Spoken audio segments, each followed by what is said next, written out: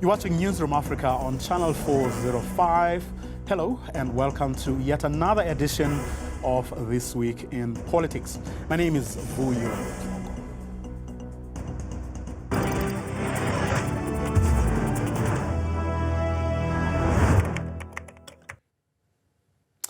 What an eventful week it's been in the world of South African politics. Well, not that there's ever a dull moment, but thanks in large part to one Lieutenant General Nhlanhla Mkhwanazi, the gift that keeps on giving, South Africans were glued to their television sets as he sat there in Parliament, hours on end, answering questions. We'll bring you some highlights of his testimony, as well as incisive analysis of some of the far-reaching implications his testimony may have. We'll also bring you excerpts from the testimony of the #1 police officer in South Africa, General Fani Masemula. We'll also bring you reactions from various quarters arising from the pronouncements of the 2 police officers. And last, but certainly not least, consequences for you if some of the thoughts, ideas, and recommendations the top cops have were to be realized. Thanks for watching your favorite weekly wrap of big political stories.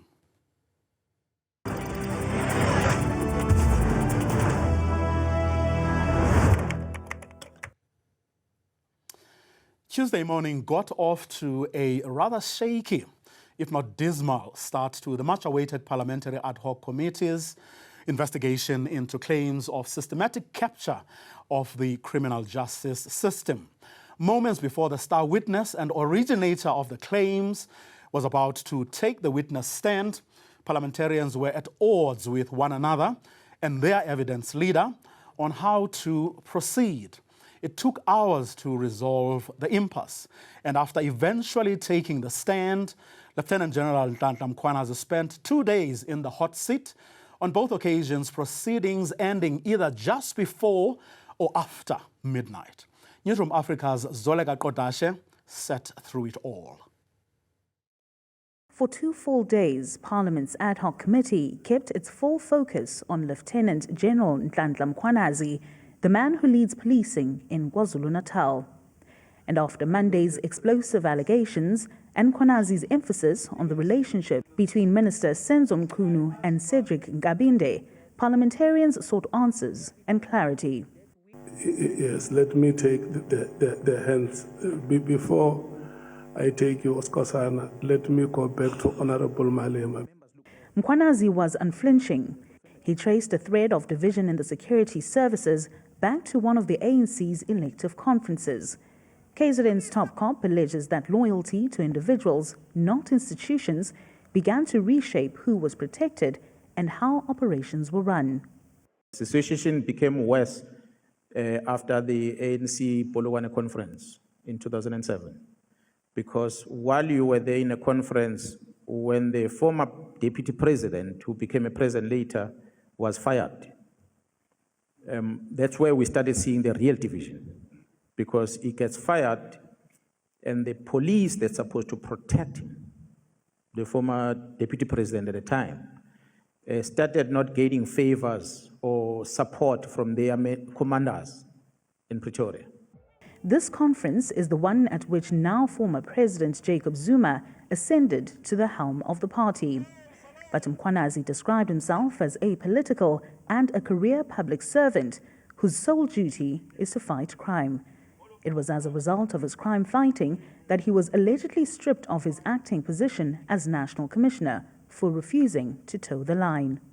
I must say, Honorable Chair and members, I did not know about the Guptas before until Sheraton Hotel in Pretoria, when I was invited to meet these gentlemen by the late minister, who says, do not use City Press and Sunday Time to advertise. We always advertise post on those newspapers because they've got a big footprint in the country. We're looking for something, we advertise on those newspapers. And the minister says, don't use those papers because they're not helping, they don't want to transform and so forth. Use New Age. Yeah, well, I thought, okay, maybe we need to rotate papers, maybe New Age must have an opportunity. I didn't even know what is New Age. Then I went to the office. When I presented this thing to the management, they said to me, you know who owns New Age? I said, no, who owns it? They say the Guptas.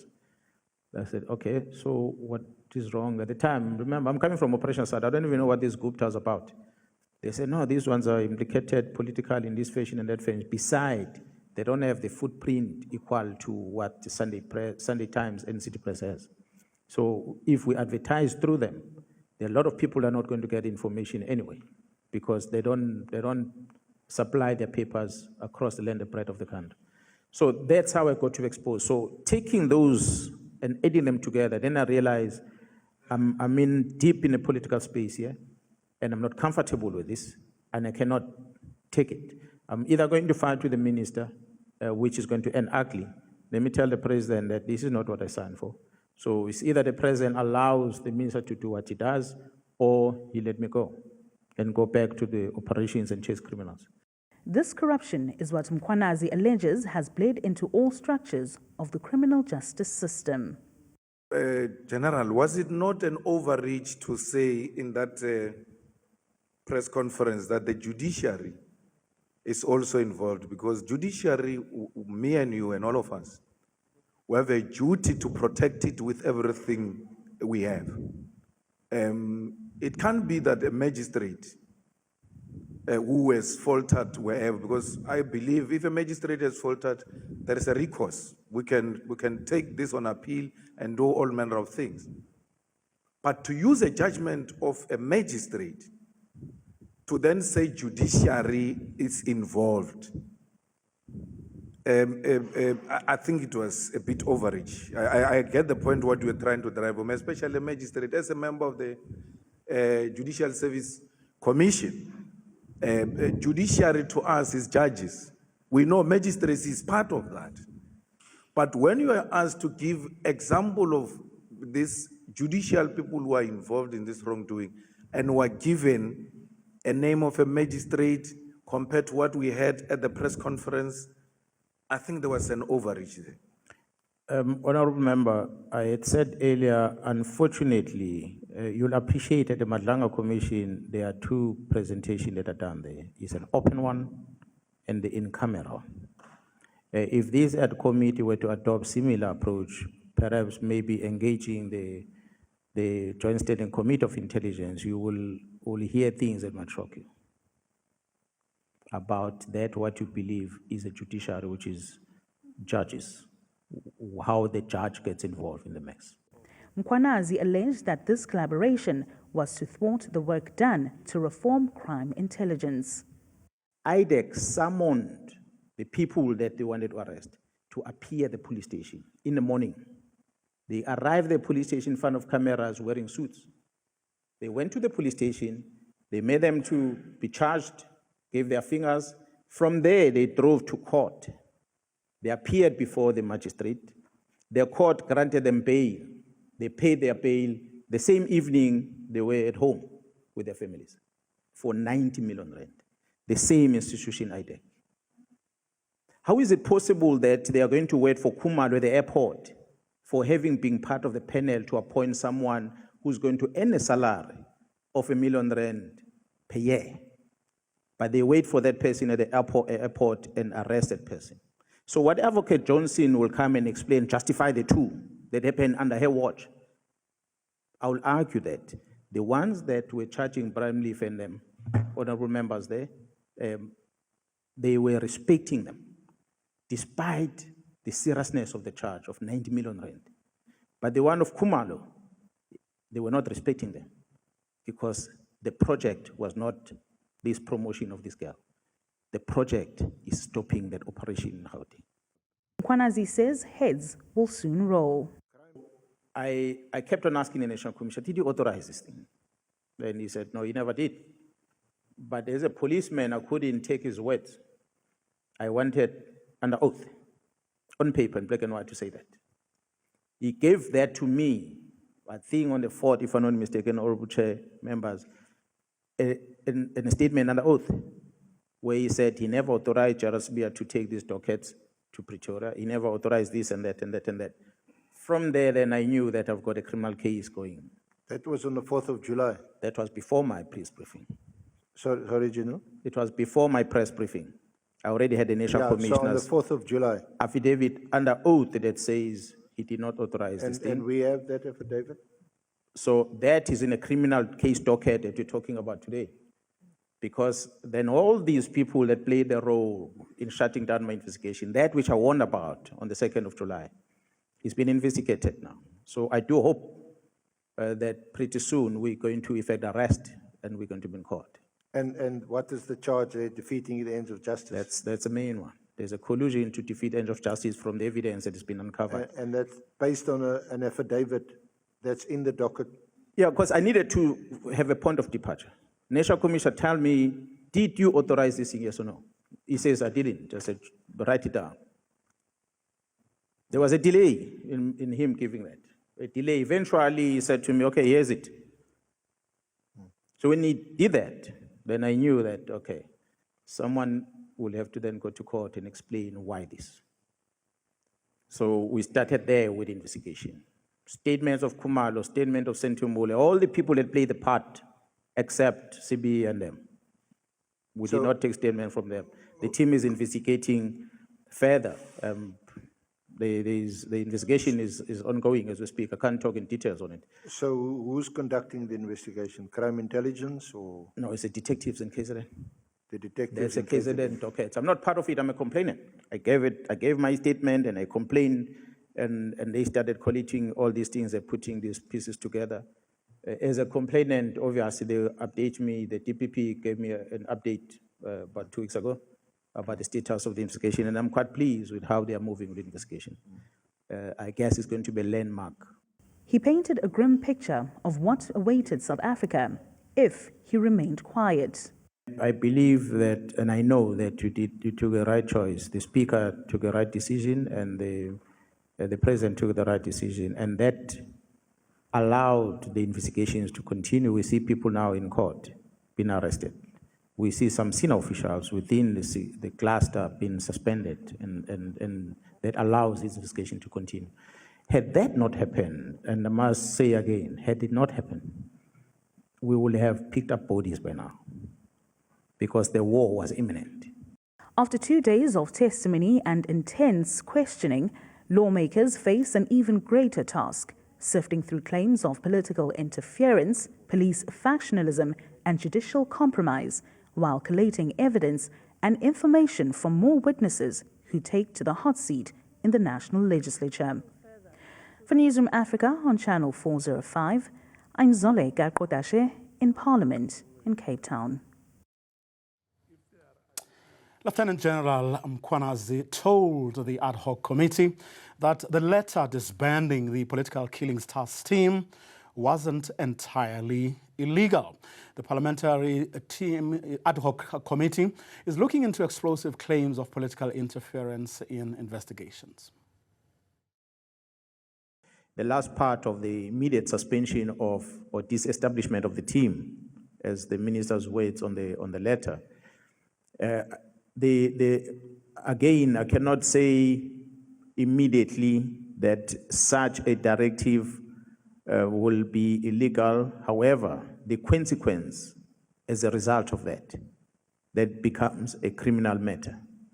Because when you disestablish something and that is busy with a criminal investigation, you are not replacing it with anything. So we are in short saying that the investigation must stop. So that, therefore, it's breaking the law.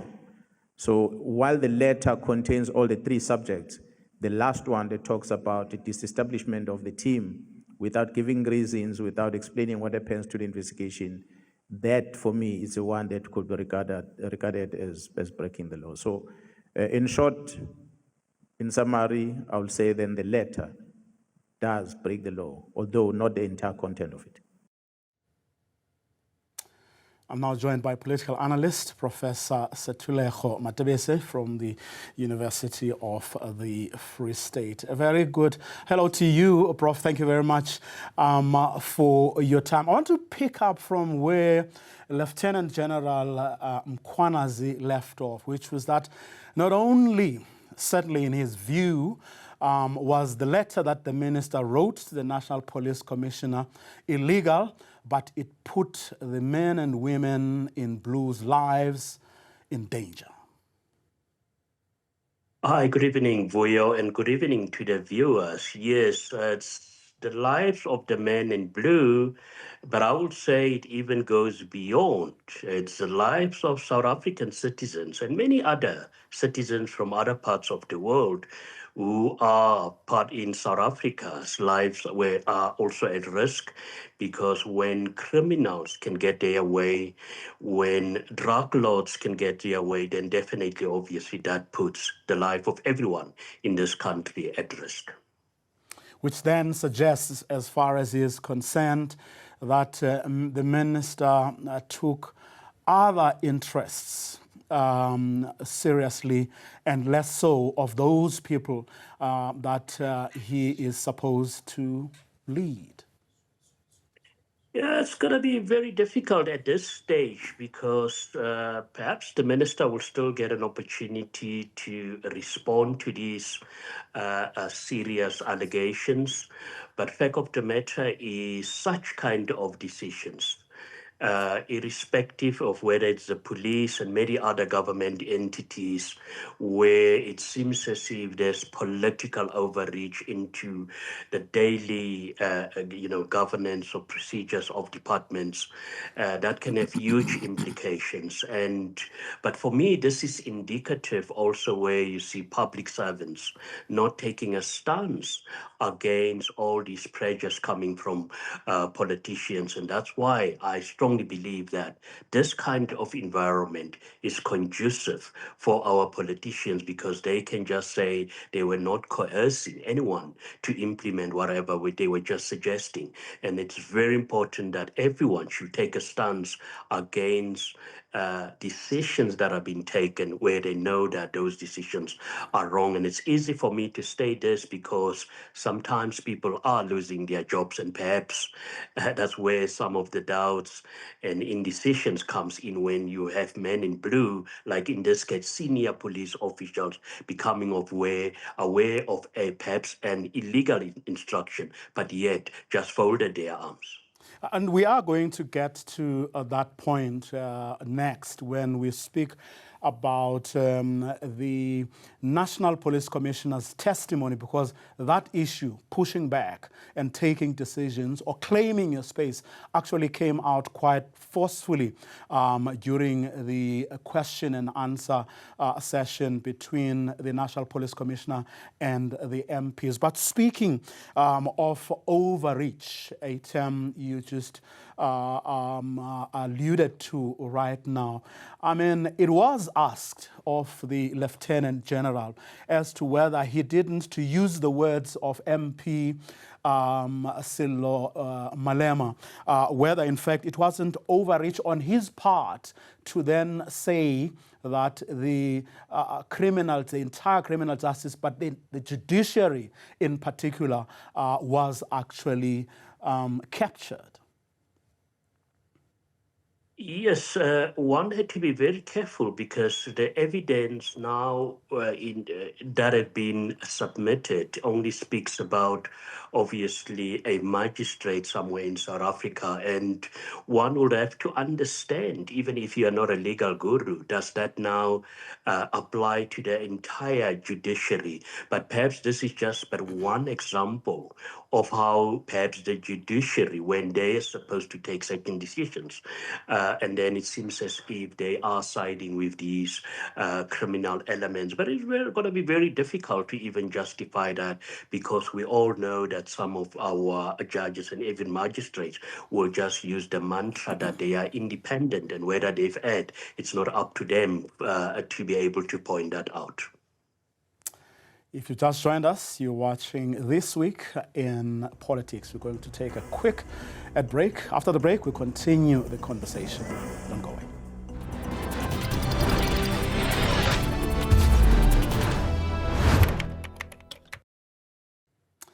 Welcome back. You're watching This Week in Politics, and today's focus is on the ad hoc committee deliberations that took place in Parliament earlier this week.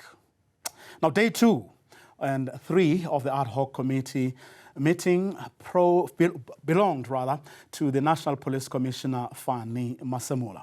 Like Mkwanazi, who came before him, he maintained it was wrong for the Police Minister Senzo Mchunu to disband the political killings task team. The arrangements to disband the task team started immediately after the search of Mr. Matlala's premises and the arrest of Mr. Molefe. The plans to start the process of disbanding started from there moving forward. That's what the chart shows, and that's what my other officers that have got these reports on their toes, they will come and tell you. Then it became very clear that this was illegal. Right from the beginning, yes, I viewed it as illegal encroachment, but not so sure, and also not sure why is he doing this. Hence, I asked him, but why you do this? And the man could not give me reasons. Now, if it was to be believed that he vehemently disagreed with the minister, what did he do? I reported everywhere. I reported to the President, General Mkonazi, reported to Police Portfolio Committee. I kept on asking the minister every time. The 6th, I asked him, why are you doing this? I mean, the 16th of January, I asked him, why are you doing this? Shouldn't you have given us time that we brief you? What is PKTT? What are they doing before you disband it? And there was no room to accommodate that. 6 March, 27 March, still same. So where else should one go? There is no other door. Which door to go? I can't take him to court. I can't take him to United Nations. Let's go back to that conversation with Professor Setulego Matebesi, our guest for today. Prof, you heard the National Police Commissioner saying he tried his utmost best to seek some intervention. He spoke to the president even, but he didn't win. Yeah, it's what has been tabled this far, and even at the Madlanga Commission, as I've indicated, relates to many public servants, where an instruction will come, even in our municipalities, our politicians, a mayor, giving an instruction to a municipal manager, chief financial officer, to do something which they know. And that's perhaps every time we say, but what kind of learner students are we teaching at our tertiary institutions? Students that do not understand ethical leadership and where they need to take a stance, and perhaps that's where we need to perhaps also start as tertiary institutions to instill that in our students, so that by the time they land into these positions, they can take a stance irrespective of the consequences. But yet, yes, it's fine if the general has evidence that he have tried to engage the president and even deliberate on this particular matter with the minister, but yet he failed. And as I've indicated, this is indicative of what is happening. But the question is, to what extent will senior people in key positions in this country take a backstand when they know that the dire consequences of their inaction? And perhaps that's where we need to start to say, to a certain extent, then, General Masemula should also partly take the blame for where we are as a country today. Well, he did say at the Madlanga Commission that going against your boss could be career limiting. Yes, that's definitely the case. It happens everywhere, where the bubble of arrogance, when leaders leaders who wants to every time just advance their own personal interest will come through and unfortunately in the public service. This is the nature of that. You never go against those that have in the first place employed you. But yeah, we're talking about the police. It has huge implications. People are losing their lives as a result of the current atmosphere reigning in South Africa, where I will clearly state South Africa has become a crime haven.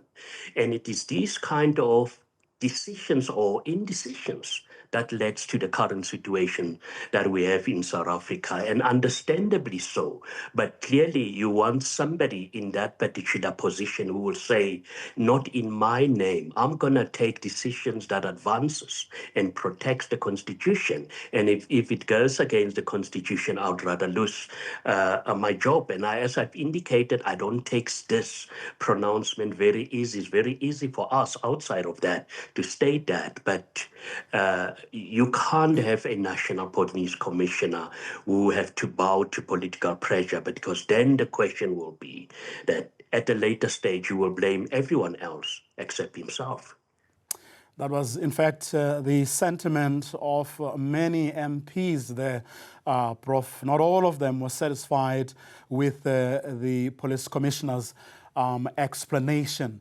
The #1 police officer in the country, some MPs argued, wields power and authority. He could have said no, but instead complied. Take a listen. I told him in a nice way that let's not do this thing. And he kept insisting, no, we do it. So when you told him in a nice way and he didn't go away, why didn't you tell him in a less nice way?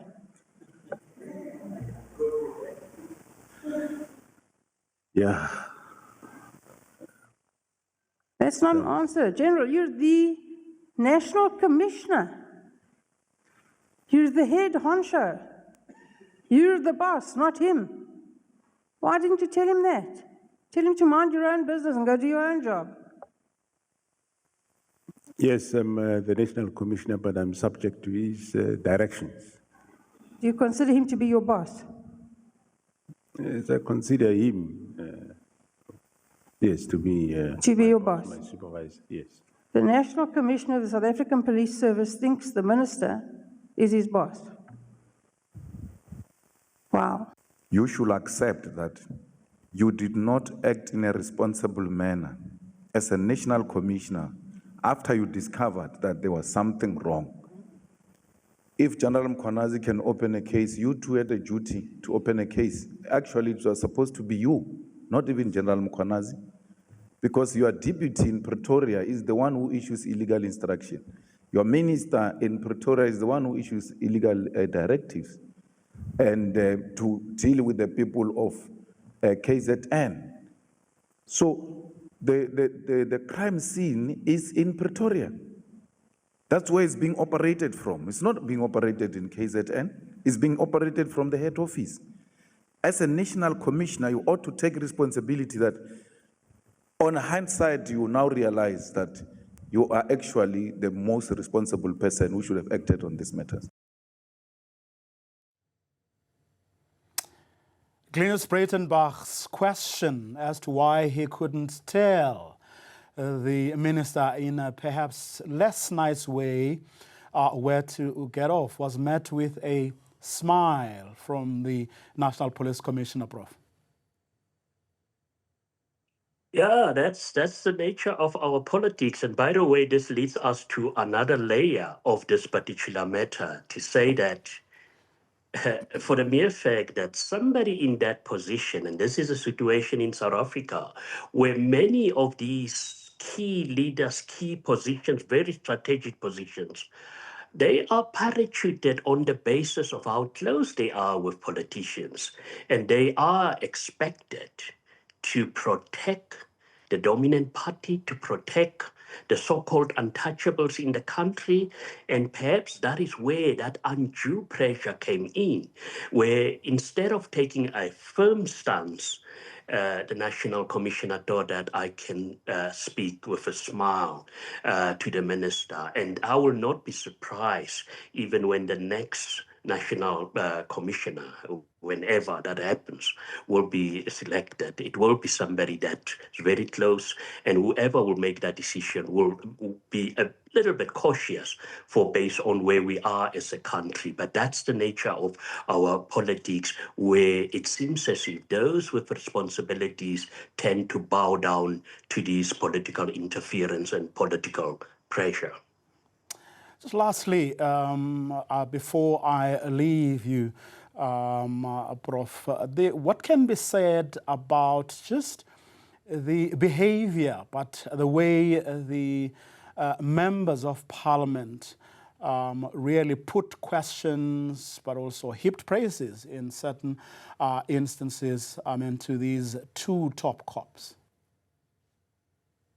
Oh, well, politicians, yet again, and it's very childish, I must say, and it's really worrying when they've got an opportunity. And by the way, I don't even know why we have a Madlanga commission, because this, in the first place, was a role that this particular SAPS committee, ad hoc committee, should have played.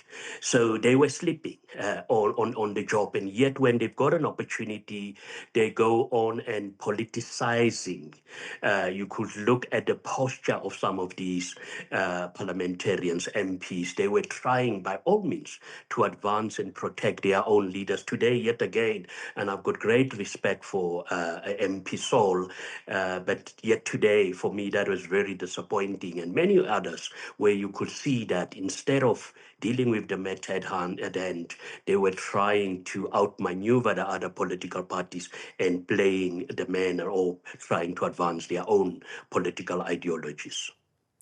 Professor Setulego Matebesi, let me thank you very much for your time and insights. After the break, a spectacular fallout as the home of Masemula's deputy, Shadrack Sibiya, Chief of Staff for the suspended Police Commissioner Senzo Mchunu, as well, was also not spared. All this while Masemula was still on the stand.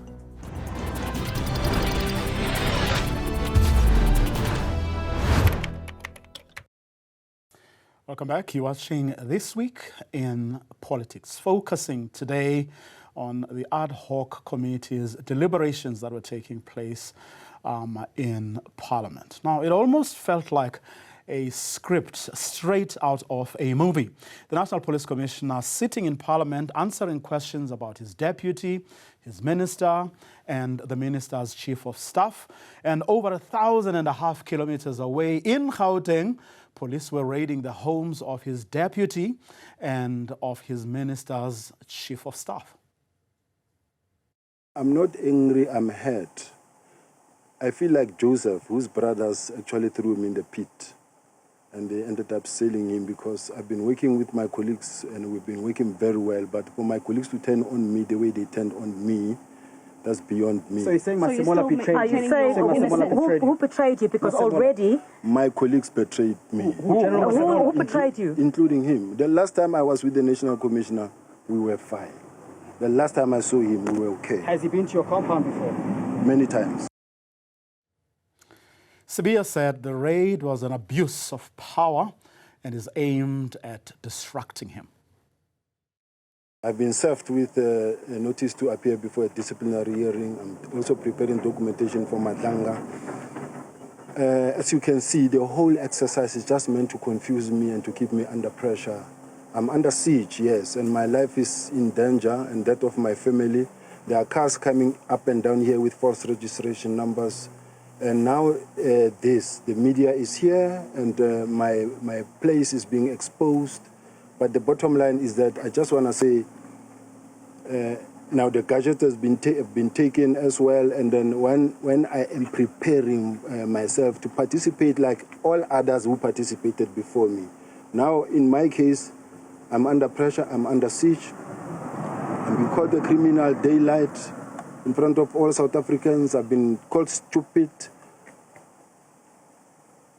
I'm waiting also myself to have my day in the commission, at Madlanga Commission.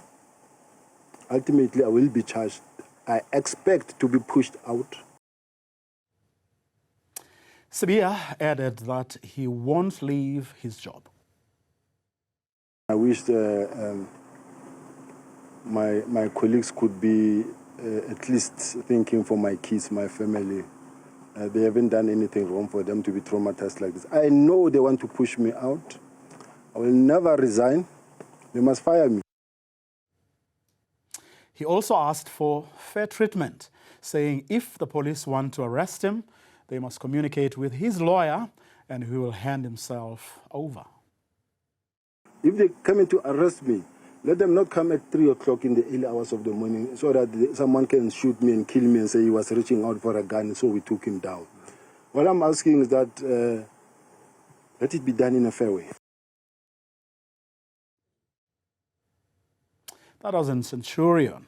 In Johannesburg, the police minister's chief of staff was just as aggrieved as the Deputy National Police Commissioner following a raid at his own home. And the evidence leader had to engage the National Commissioner about what my lawyers relate to them. And the evidence leader came back to my lawyers and said, the National Commissioner confirmed that, yes, indeed, he knows that those police officers with balaclavas, even though he never mentioned like that, I know those police, they were there to execute search and seizure warrants because they are looking to get our mobile phones and our laptops so that they can get evidence. They can start downloading them. The police minister's chief of staff also claimed that there was an attempt to search Mkhunu's residence as well. And while we're busy preparing, and our days are about to come, this harassment is starting, this intimidating is starting. Our gadgets now have to be seized. The very same gadgets that contain evidence that we are going to use during Madlanga Commission and ad hoc committee in Parliament. So the question is, the timing is questionable. Isn't it that they want to remove the evidence from our gadgets? Because we've got a very, very valuable evidence that we want to present in the commission and ad hoc committee. Now, General Masimula, General Mkhwanazi, they are busy there in ad hoc committee. At the same time, they are sending police to come and harass us so that they can remove our gadgets with our evidence. Gabinde said he fears for his life. And I want to tell South Africans that should anything happen to me, the National Commissioner, General Masimula, will be responsible.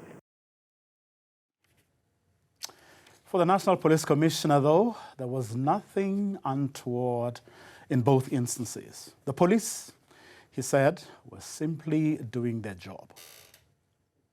I wouldn't know, as I said, I have not been briefed. I was here. All I know is that I was told early or before I came here, or as I come here, that there will be an investigation team looking for catches, and that's all I know.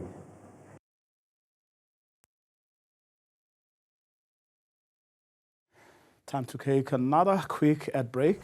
After the break, we'll talk about other things that the two senior police officers told Parliament, which made some people a bit nervous.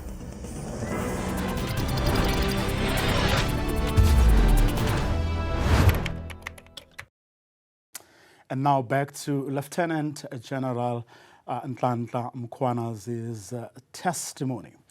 A lot of South Africans were shocked to hear that people shouldn't be lulled into a false sense of security when it comes to such communication apps as WhatsApp. If Big Brother wants to really find out what you are hiding, intelligence services can. Well, let's explore this further with Heidi Swart, investigator at Risk Collective. Hello, Heidi. Thank you very much for your time. This got a lot of people talking on social media because a lot of people assume that their WhatsApp messages or whatever is in your inbox is actually safe, and that police will have to go to extraordinary lengths if they were to access what is contained in your messages. Yes, well, to be honest, it's not really that difficult if the police have the correct software. There is software that's specifically designed to extract all the data from your phone, whether it's messages, photographs, emails, etc. Whatever you've done on your smartphone can be extracted if the police have the correct software. And in cases where they are legally able to do it, where they've got a proper warrant, the software, if it works correctly, protects a chain of evidence. So it's date stamped, time stamped, and it's admissible in court. In other words, if you use the software, you can't just go and alter evidence or make up new evidence. It's all rock solid. So they can't alter or make up evidence, but can they just go and investigate you without having to seek permission from, say, a court of law or a judicial official? Yes. So if I say to if I'm a suspect or a witness in a suspected crime, then I can give my phone to the police and I can say to them in writing, here you go, you can have access to my phone, you can download the contents, etc. That's perfectly fine. If, however, it is if the person is a criminal suspect, or if they are a witness that's simply not willing to hand over their devices, then one would go, for example, through the Cybercrimes Act, and you take a two-step approach where you obtain a warrant to seize the device, and then a warrant also to access the device and to actually download the information from that device. So it is possible if a judge thinks that there's a reasonable case that this device was used in the commission of a crime, then they can issue such warrants. What then protects an ordinary person from abuse? Because we are hearing some horror stories during both this ad hoc committee investigation and what has come through so far from the Madlanga Commission.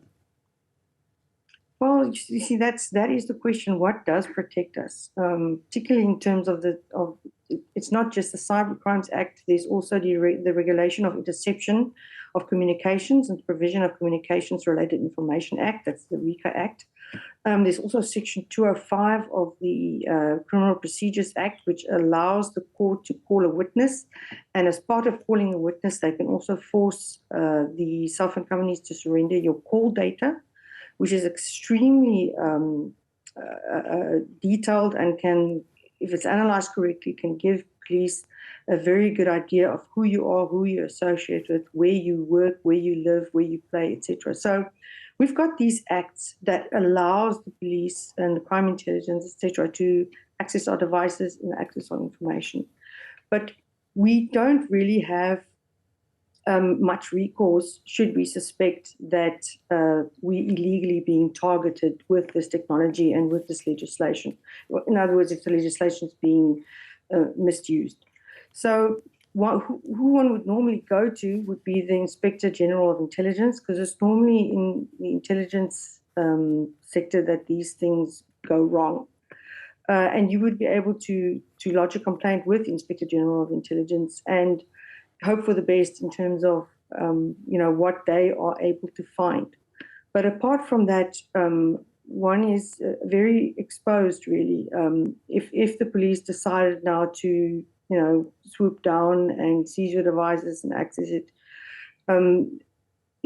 if there's no one to physically stop them, you would have a hard time protecting your rights. Now, given the fact that, the mills of our criminal justice system tend to grind very, very slowly, and even when they do, the processes can be quite tedious, involved, and in many cases, expensive. So, that doesn't really protect a lot of people. You see, that makes everything a whole lot worse. You don't know. If you go to someone like the Inspector General of Intelligence, you have to wait and hope that their process works properly and that you get a response in due time. But the IGI also faces a lot of trouble because they are very much dependent on the cooperation from intelligence services to be able to do their job. So if they don't get that cooperation from the intelligence services, then they're going to have a hard time really, conducting the investigation and proving that your devices have been wrongly accessed or that, your phone has been illegally intercepted, etc. Heidi Swart, let me thank you very much for your time and insights. Lieutenant General Nhlanhla Mkhwanazi this past week riled several media players, among them the South African National Editors Forum, the Campaign for Free Expression, and City Press newspaper. This after he named the newspaper's journalists and, more strikingly, called on Parliament's Ad Hoc Committee on Intelligence to instruct the state security services to investigate some journalists. He also called for the imprisonment of reporters and heavy penalties for those who make errors in their reporting. I hope that the Ad Hoc Committee, through the Joint Standing Committee of Intelligence, tasked the state security of this country to conduct a thorough counterintelligence investigation on the role of the media in this country, and specifically specific journalists that are working. Most of them, I've seen they're publishing, as I said, it's not a media house, but journalists. Some of them, they write for, I think, Sunday Times or City Press, one of those newspapers, but I know one of them, some of them write for News 24. Not long ago, most recently, Honorable Chair and Honorable Members, the Inspector General of Intelligence was requested to conduct an investigation on the purchase of properties within crime intelligence, and that is within the domain of the Joint Standing Committee of Intelligence. It is my understanding, from what I gather, that the report that will have been produced supposed to be within the Inspector General of Intelligence. It's supposed to be confined to the Minister of the Environment responsible, and it's supposed to be confined to the committee, the Joint Standing Committee of Intelligence. But in this few days back, that report was published by News 24 journalist. It's a classified document, and that talks about properties within the secret service account. So the question is, how does a journalist get hold of such? That's why I'm calling for a state security investigations against them, because I have a list of them, and there are a handful of them. It's just said that he writes for the same media house that has got very credible journalists who are doing a wonderful job within the very same News 24, who investigate cases of corruption, of murders of people, and they bring it to our attention, which force us to conduct criminal investigations. And yet we have these ones who then are used to publish the wrong information, that misinformation.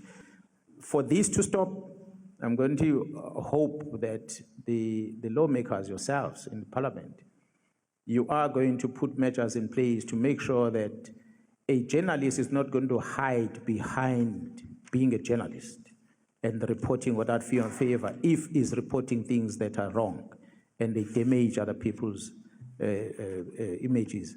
That they are going to not only be held accountable by that media house by losing their jobs, but they must end up in prison.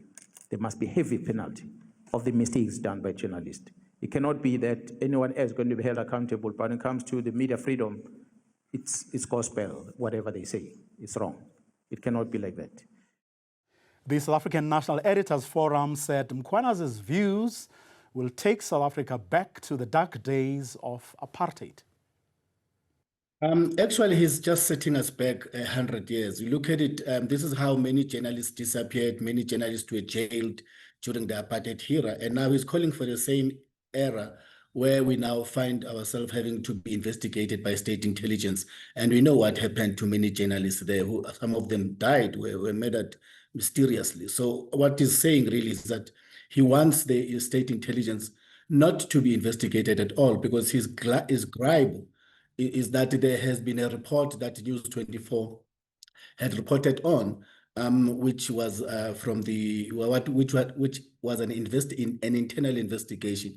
So as far as we know, that the media is our eyes and ears in society, and we cannot be held back and then be told that this unit cannot be investigated. The next thing, the judges will say they should not be investigated. The SAPS will say they should not be investigated by journalists, because then it means that they should send upon us the state intelligence agencies as if they are a bunch of dogs to bark at us and keep us at bay as journalists. It's wrong.